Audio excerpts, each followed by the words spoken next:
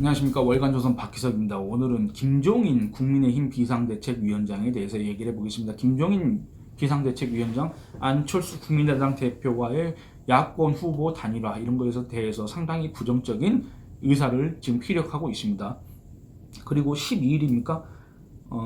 한 라디오 프로그램과의 인터뷰에서 안철수 우리 당에 들어와서 경선을 하는 건 내가 인정한다. 그런데 그 외에 단일화 있을 수 없다.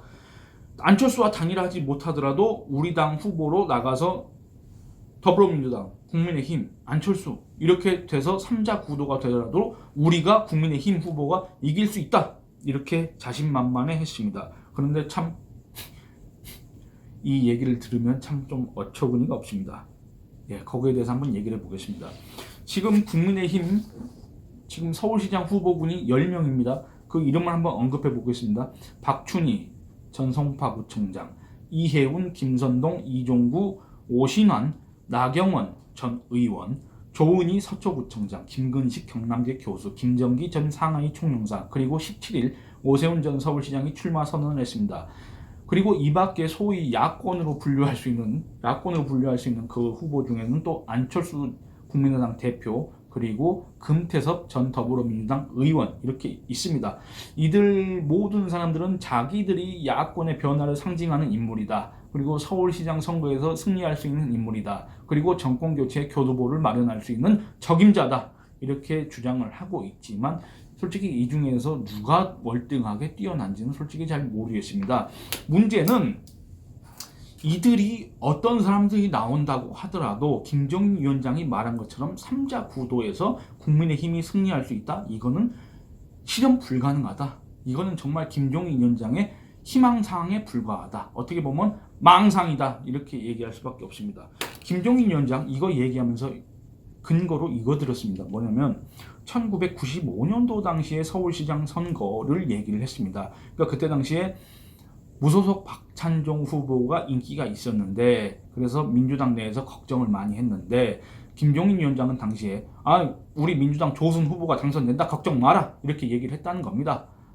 무소속의 한계 이런 걸 얘기하면서 결국에는 선거 결과 조순 후보가 서울시장이 된 거 아닙니까? 그걸 보면서 이거 이번에도 우리가 3자 구도에서라도 우리가 승리할 수 있다 이런 주장을 한 건데 좀 어이가 없습니다. 여러분들 95년도 지금 2021년입니다.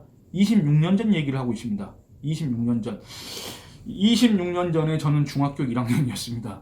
그 중학교 1학년 학생이 지금 나이 40이 돼서 이렇게 지금 정치 관련 영상을 찍고 있습니다. 이렇게 시간이 많이 지났고 우리나라 정치 지형이 많이 바뀌었고 또 민심이 바뀌었습니다. 또 선수들이 바뀌었습니다. 그때 당시 이 정치권에 있던 주요 인사들 그리고 서울시장 선거에 뛴 선수들 지금 현재 정치권의 주요 인사들과 민심, 이 정치 지형, 유권자 지형, 그 다음에 선수들, 후보들 다 바뀌었습니다. 그런데 어떻게 이렇게 획일적으로 자기의 옛날 경험 하나 그것도 왜 조순이 될 수밖에 없는지 이런 것들에 대해서 상세한 설명 이런 것들은 하지 않대. 조순이 된다. 나중에 봐라. 했더니 됐다. 그랬더니 이번에도 된다. 이런 식으로 얘기하는 거 누가 못합니까? 누가 못합니까? 저도 이 카메라 앞에 앉아서 맨날 예측할 수 있습니다. 맨날 장담할 수 있습니다. 아니면 말고 그거 아닙니까? 얼마든지 할 수 있습니다. 근데 다만 제1야당의 대표, 공당의 대표라면은 조금 더 설득력 있는, 근거 있는 그래서 그 당을 지지하는 사람들한테 뭔가 확신을 심어줄 수 있고 그 당을 지지하지 않는 이 무당층, 부동층 여기에다가 우리 당의 희망을 한번 걸어봐라 이런 메시지를 던질 수도 있고 이런 갖다가 발언을 해야 되는데 그게 아닙니다. 상당히 오만하게 느껴질 수도 있는 그런 발언들을 하고 있습니다. 여러분들 그런 발언을 하면 이게 과연 야권 후보 단일화에 도움이 됩니까? 아니면 국민의힘 지지율 제고에 도움이 됩니까? 아니면 정권 교체에 도움이 됩니까? 야권 지지층 입장에서는 솔직히 김종인 위원장의 말이 도대체 저 뜻이 뭔지 저 의도가 뭔지 도대체 왜 저런 소리를 하는지 이해가 안 되실 겁니다. 지금 일각에서는 그런 얘기가 많이 있습니다. 김종인 위원장 그거에 대해서는 누차 부정을 합니다. 자기는 이거 선거 끝나면 집에 갈 사람이다. 그랬습니다. 지난 총선 때도 뭐라 그랬습니까? 나는 이 당하고 별로 상관이 없는 사람이다. 나는 이번 총선 끝나면 집에 갈 사람이다 했는데 지금 비상대책위원장 하고 있지 않습니까? 물론 그거 그때 당시에 미래통합당 측에서 김종인 위원장한테 부탁을 한 거긴 하지만 어쨌든 지금 비상대책위원장 당 대표 맡고 있지 않습니까? 집에 갈 사람이었는데 왜 지금 또 맡고 있습니까? 그럼 지금 또 자기는 서울시장 보궐선거 끝나면 집에 갈 사람이라고 하고 있지 않습니까? 근데 여러분 솔직히 한번 생각해 보시면 김종인 위원장이 집에 갈 것 같습니까? 안 갈 것 같습니까? 좀 솔직히 저는 좀 잘 모르겠습니다. 김종인 위원장 자기가 비상대책위원장으로 있으면서 자기가 만든 이 체제 시스템 하에서 서울시장 후보를 내고 그 후보를 당선시켜서 그 동력을 바탕으로 대선 국면에서는 소위 킹메이커 역할을 한다든지 아니면 지금 일각에서 계속 제기되고 있는 김종인의 대선 출마, 직접 출마 이런 것까지 할 수 있지 않습니까? 이런 역할 기대할 수 있지 않습니까? 솔직히 내심 그런 거 있지 않겠습니까? 물론 본인은 절대 아니라고 주장합니다만 김종인 위원장이 과거 전력을 봤을 때 이런 추측도 가능하다 이겁니다. 그러면 혹시 이걸 위해서 그동안에 안철수 대표로 그동안에 그렇게 견제하는 듯한 평가절하하는 듯한 폄훼하는 듯한 그 다음에 야권 후보 단일화에 대해서 부정적인 그런 발언을 해왔던 거 아니냐 이런 의심까지도 할 수 있는 거 아닙니까? 물론 이게 안철수냐 아니냐 이게 중요한 게 아닙니다. 지금 중요한 거는 야권 지지층한테 중요한 거는 야권 후보 단일화를 해야 된다. 이게 중요한 겁니다. 왜 그러느냐 지금 뭔가 사람들이 착각하는 게 있는 게 뭐냐면 국민의힘 지지율이 더불어민주당 지지율을 꺾었다. 눌렀다. 이런 지금 착각들을 많이 하고 있는데 그러기서 선거에서 이길 수 있다? 아닙니다. 절대 아닙니다. 지지율상으로 그렇습니다. 뭐냐면 여러분들 한번 생각해 보시면 더불어민주당 지지율과 그다음에 열린민주당, 정의당 지지율까지 다 같이 합산해서 계산을 해야 됩니다. 그리고 여기 이 상황에서 국민의힘 나오고 국민의당 안철수가 나오고 이런 상황에서 3자 구조로 가도 승리할 수 있다? 이게 과연 가능한 일입니까? 그러면 국민의힘 후보가 지지율이 최소한 40 몇 %는 나와야 되는데 그래야 비등비등하게 박빙 경쟁을 할 수가 있을 텐데 이런 일이 가능하겠습니까? 지금 국민의힘과 국민의당 지지율 다 합쳐도 서울 지역에 한해서 합쳐도 40%가 안 됩니다. 지금 더불어민주당, 열린민주당, 정의당 합치면 이거 한 48% 됩니다. 아주 한참 뒤떨어지는 지지율을 가지고 3자 구도로 가도 이길 수 있다?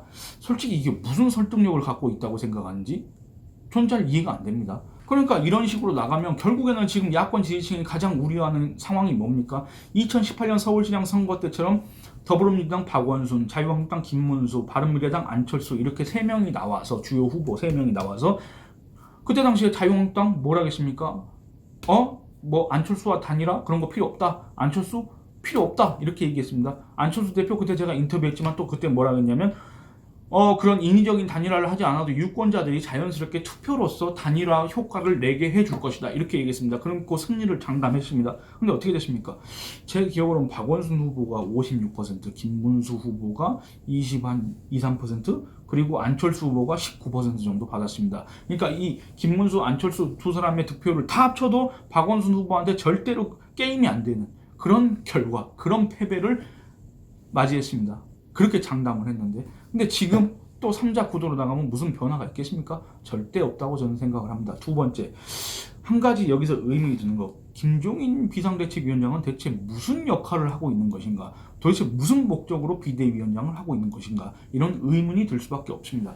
여러분들 그 지난 총선 때 미래통합당 그 다음에 미래한국당 이렇게 해가지고 비례정당 그 비례 대표 그 투표 있지 않습니까? 그 투표에서 이 미래한국당이 득표한 게 한 42%, 41%, 2% 됩니다. 그러니까 총 선거 국면에서 그렇게 지지를 국민들이 해줬다는 얘기가 됩니다. 그런데 죄송합니다. 그게 아니라 그 지역구 선거 있지 않습니까? 지역구 선거 득표율을 총 합산을 해보면 그렇게 나옵니다. 그러니까 그런데 지금 이 국민의힘 지지율이 지금 그때보다 높습니까? 낮습니까? 국민의힘 지지율이 일부 여론조사에서는 더불어민주당을 앞질렀다 이런 결과가 나오고 있긴 하지만 이거 예전에 김병준 비상대책위원장 시절이 있지 않습니까? 그러니까 홍준표 자유한국당 대표가 물러나고 나서 김병준 비상대책위원회 체제가 섰습니다. 그때 당시 7개월 동안 10% 중반에 머물러 있던 자유한국당 지지율을 30%까지 끌어올린 게 바로 김병준 비상대책위원회 위원장이었습니다. 그런데 그 30%와 지금 지지율이 얼마나 차이가 있습니까? 별 차이가 없지 않습니까? 그러면 김종인 위원장은 그동안 뭘 했다는 겁니까?